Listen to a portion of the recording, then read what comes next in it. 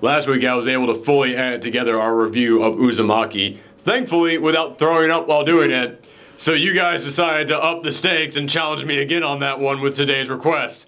Hey everyone, it's me, Aaron. I'm Michelle. And this is the final full week of the post-Shriek Out reaction, meaning that it is viewer request week. All of last week on the YouTube comments and on Twitter and Twitch and all over the rest of the internet, I took suggestions from you guys about what you wanted me to review this week on the post-Shriek Out reaction. And this movie got so many requests. And I had heard of this film because it was on Netflix like a few years ago, and I kept skimming past it. And I'd be like, okay, well, maybe I'll... No, not today. Maybe I'll watch it today. No, not today. In fact, I think I even started it twice. And each time that I started it, I just kind of looked at my watch and went, I got other stuff that I gotta do. Not that it was boring or anything, but that's the thing about Netflix movies. Unless you grab me immediately, or I have to force myself to sit down and watch it, it's gonna be hard for me to actually watch it because I know that I can come back and return to it whenever I want. And I've got so much stuff to do that I'm just like, I'll do this later. Well, it's a good thing you got so many requests for this, because then you were finally able to force yourself to go through all that. I was finally forced to actually watch this thing. Yeah, I was finally forced to sit down and go, okay, I saw this thing skimming past Netflix so many times. Let's finally do this thing. And again, I got so many requests for this that I kept thinking to myself, is this like the same one person with multiple accounts? Because I know of the existence of this film, but for so many people to request it, it is shocking. I only wrote down 2 names, but I assure you, there were about 4 or 5 people who requested it. But Rim, Wondercall, this one is for you guys. The movie is The Void, and what this film is about is that this film is kind of the Resident Evil and Silent Hill movie that we always should have gotten. Because this is a movie about a group of people trapped inside of a hospital. Although it really looks like an office building. Okay, I gotta go ahead and say this right now. This movie's cheap. But after I found out more about this film, I realized why it had so many people suggesting it. Because this thing had a cult following before it even began. Because this film, a lot of people enjoyed the previous works of the people who made these films. So they actually went on Indiegogo to raise money for this movie. Like, apparently the studio came to them and said, okay, we will fund the location, we will fund the equipment, and we will fund the cast and crew. But all the special effects stuff, that's on you guys. So they went to Indiegogo to specifically raise money just for the special effects. Yeah, it actually brought in like $90,000 or something, which, you know, for a major motion picture when your special effects budget is $90,000, not great, but for an Indiegogo campaign, that's really impressive. Yes, it is. That has people coming in there going, no, we like these guys and we want to see more of it. So, yes, now I understand why so many people requested this. It has a fan base out there. But this movie is about a group of people who they are trapped inside of a hospital, and then this person gets brought in. He's all beat up. Nobody knows his name. He's a total John Doe. And then he gets inside there. And then all of a sudden, weird stuff starts happening inside the hospital. And then all of a sudden, these people in white robes with black triangles on the robes start appearing just outside the hospital. Just peering inside. And then this father-son team come in there with a shotgun. And they go, yeah, that guy who you got in here, we're here to kill him. That guy, we owe that guy some revenge. So there's a big mystery about what is going on in this place, and slowly you start to learn more that, yeah, the cult is tied to this specific hospital, he's tied to the guy inside, he's tied to the people who are chasing this guy, he's tied to some of the people who are working at the hospital, and it is, okay, I almost said it's Lovecraftian, but I honestly, I hate the term Lovecraftian, because it's eldritch. The term is eldritch horror. Mm-hmm. Lovecraft specifically refers to one guy. Eldritch is an entire genre out there, and I kind of hate that everybody just refers to the entire genre by that one guy. That one really douchey guy. Yeah, okay. I'd be maybe a little bit more accepting of it if Lovecraft wasn't a super problematic historical figure. If nobody knows what I'm talking about, probably worth a Google. Just look up what he named his cat. Yes, that's the thing. Everybody knows that.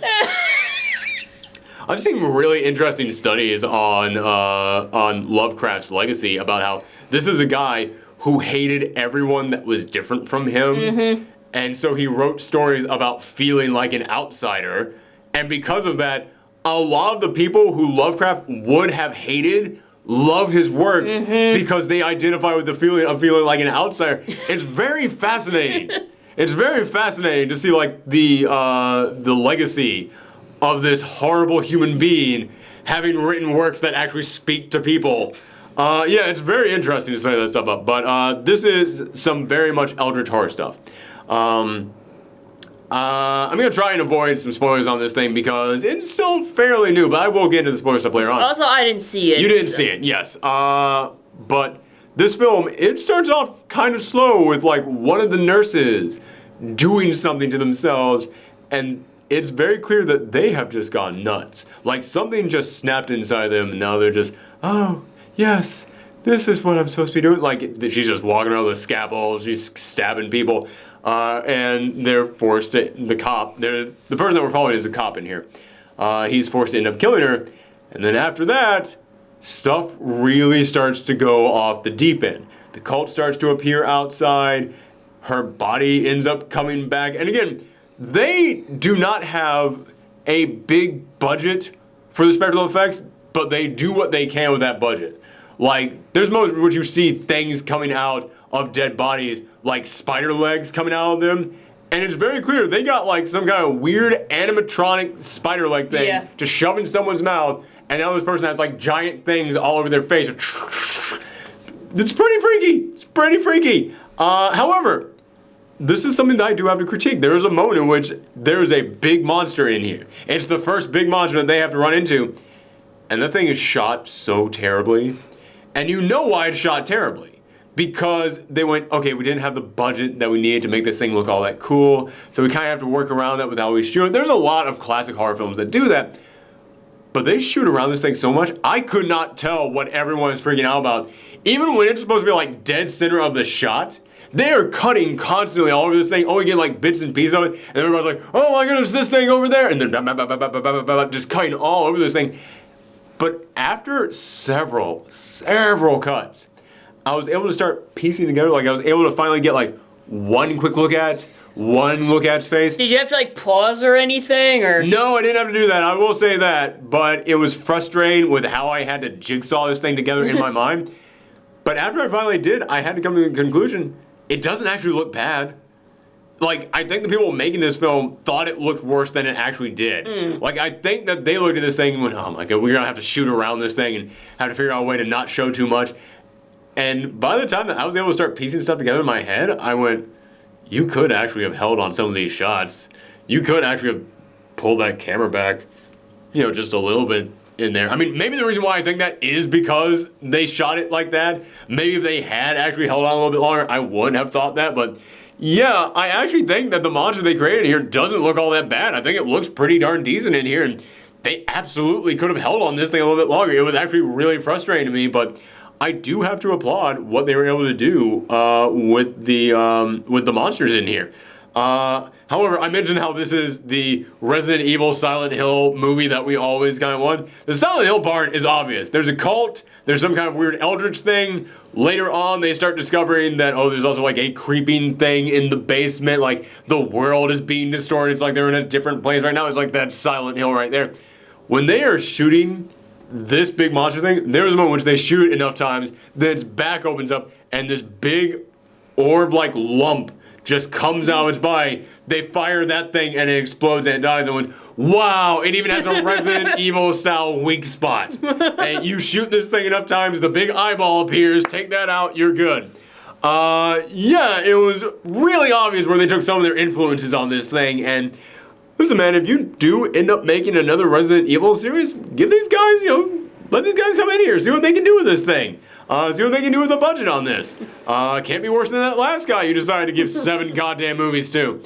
By the way, how long is this movie? It's like an hour and a half. Okay. It's maybe like an hour and 40 minutes, I think. Okay. Yeah, it's not like a big long thing, but I think it's like an hour and 34 minutes if I had to take an exact guess. And the reason why I think I know the exact time on this is because time to get into a problem I have with this film. And I did like this film, but there are a couple of problems I do need to address right here, and one of them is the pacing on this thing. This thing does not really have great pacing, because the first half hour of this thing, great.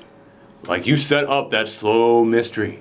What's going on here? Someone turns. New character appears. This thing's going on. There's a pregnant woman in there, and all of a sudden she's getting pains, and oh my goodness, that means we're going to have to do an emergency C-section in here, but holy cow, what happened to the doctor all of a sudden? The doctor's dead. He can't even come in here and help. So now this nurse, who has been just a complete slacker throughout this film, she's going to have to do something here. And yeah, they just keep building one thing on top of another, and there's a lot of tension rising up here, and suddenly you've got all these cult members out there, and like, there's a great sequence in that first half hour where they need to go and get a gun, and it's in the cop's car, and he has to get the mystery guy who showed up there trying to kill the guy who they have in custody, because he's the only person who he can get to go out there with him to his car.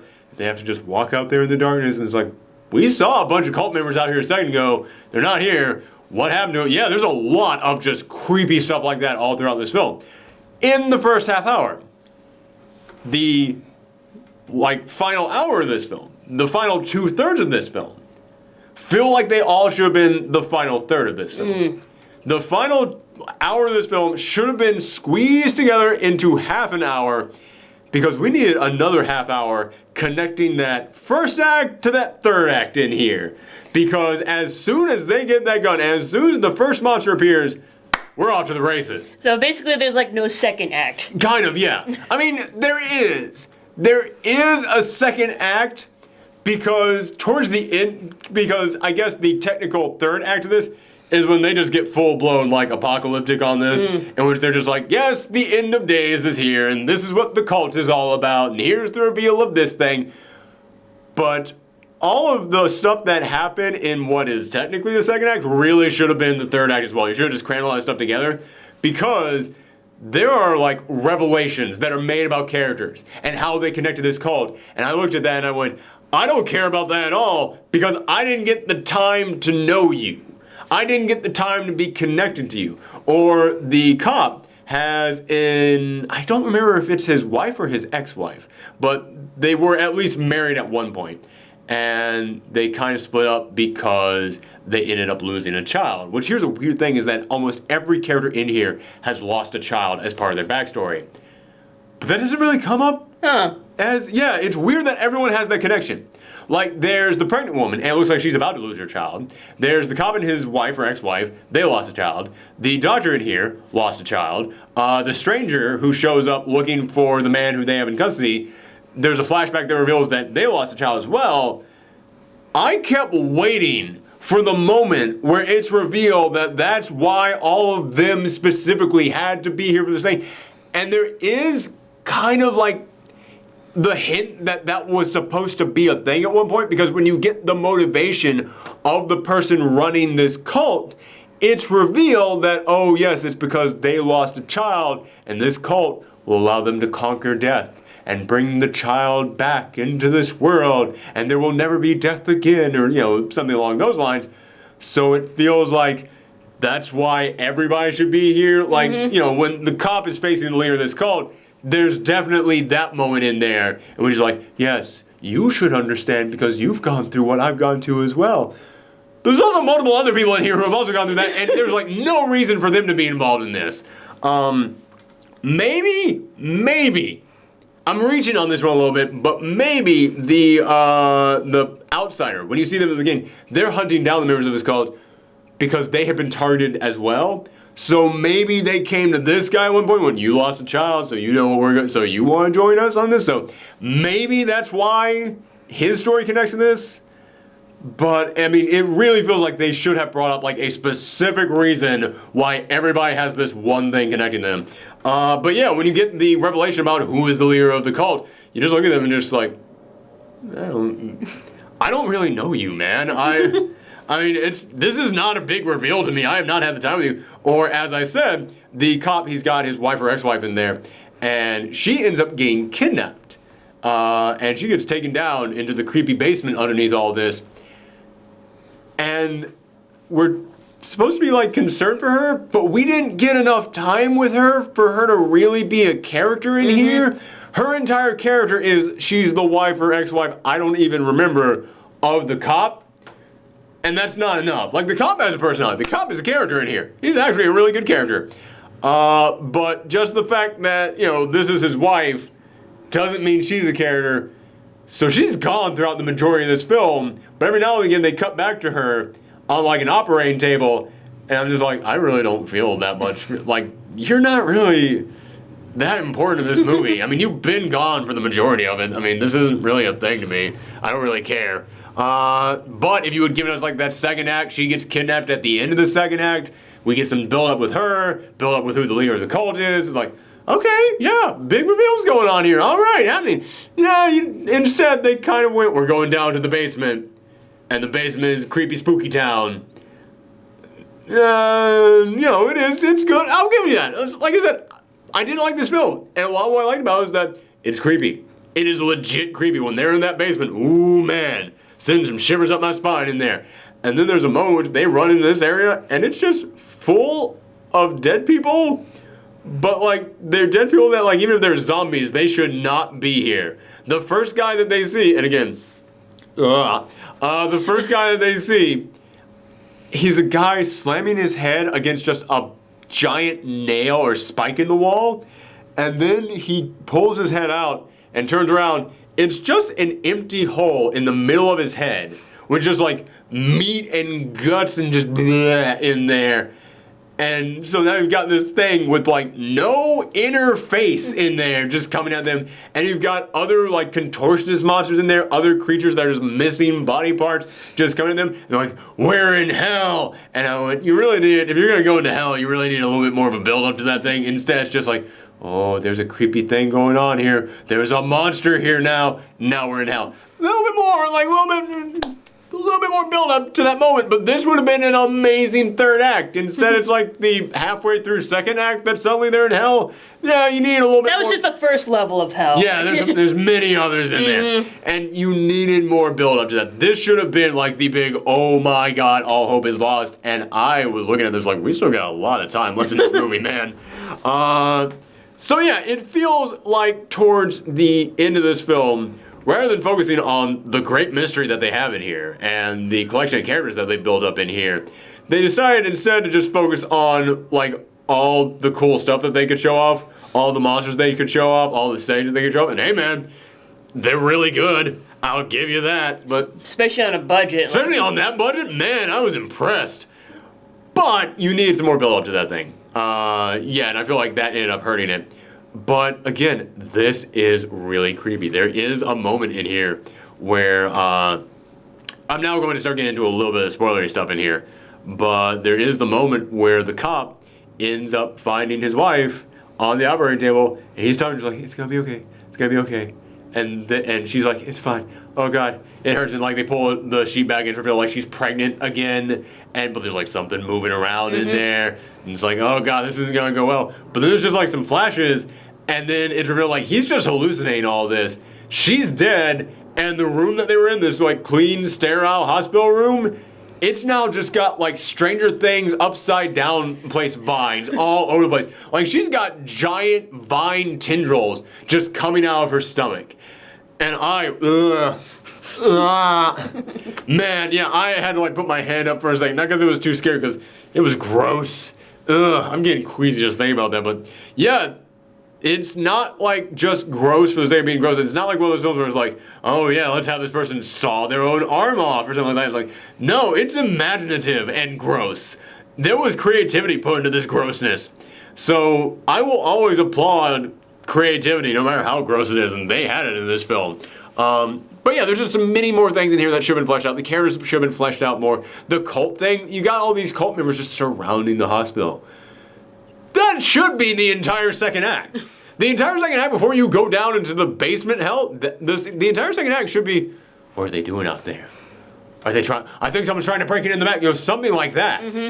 We didn't really get anything like that. And yeah, man, if you want some eldritch horror, if you want something that's just, oh man, it is dark and disturbing, this film will do it, but story structure-wise, it needed some work. It needed to have that second act fleshed out. It needed to have a lot of stuff that they put in the second act pushed back to the third act. And I know some people might go, well, yeah, but then wouldn't the third act have been rushed? Not really, because I'm thinking about the stuff that happens in the last hour of this film. The only stuff I'm really remembering, the only stuff that's really sticking out to me as being important, you could easily have just taken all that, crammed it together into one single half-hour act. But yeah, those are my thoughts on The Void. Oh man. Never gonna talk about that again. But yeah, thank you guys very much for your request. It was good to finally watch this, no matter how disgusting it was.